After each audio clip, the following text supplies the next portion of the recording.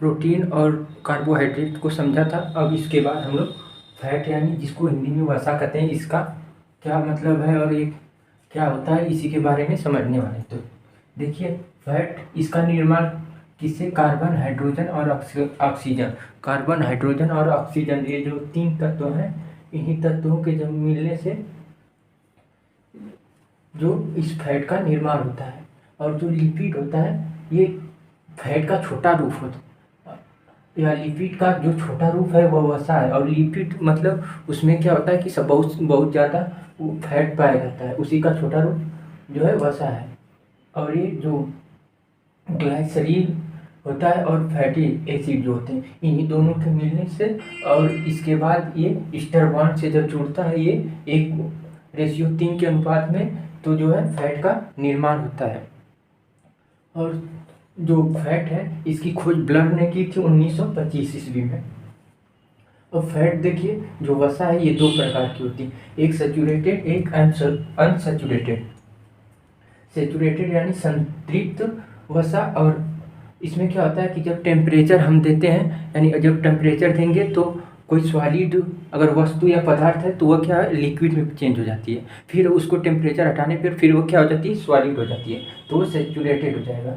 Saturated fat वसा, जैसे घी है, वनस्पति घी है, इसमें क्या होता है कि जब आप घी में टेम्परेचर करते हैं तो वह तरल अवस्था में होता है, लिक्विड फॉर्म में।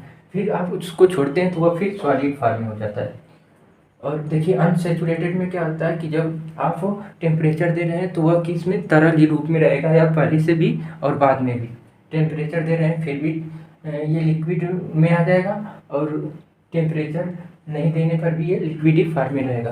तो इसमें देखिए, सरसों, अरसी, तिल का जो तेल होता है, ये अनसैचुरेटेड यानी असंतृप्त जो वसा होती है, फैट है। ये इसका वर्क क्या है, ये कौन सा काम करता है, तो जो फैट है वह हमारे शरीर में तापमान को नियंत्रित करने का काम करता है। यानी जो टेम्परेचर है उसको नियंत्रित करने का काम फैट ही करता है। जैसे हमें ठंड लग रही है तो उससे ये ही बचाता है फैट।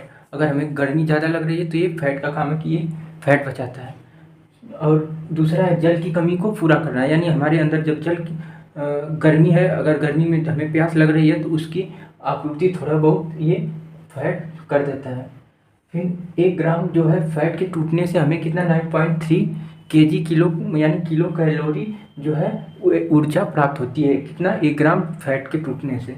अब इसके बाद आता है, देखिए, ऊँट के कुबर में यानी उसके पेट में जो है वसा के जमाव के कारण वह क्या कहता है, बिना पानी पिए 17 दिन तक रह लेता है। क्यों? क्योंकि उसमें उसके कुबर में क्या है, उसके कुबर में वसा जमा हुआ है, जिससे वह 17 दिन बिना पानी पिए रह सकता है।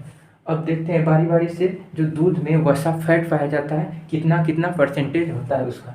तो देखो, हथनी में 19% दूध पाया जाता है, दूध में 19% में फैट पाया जाता है।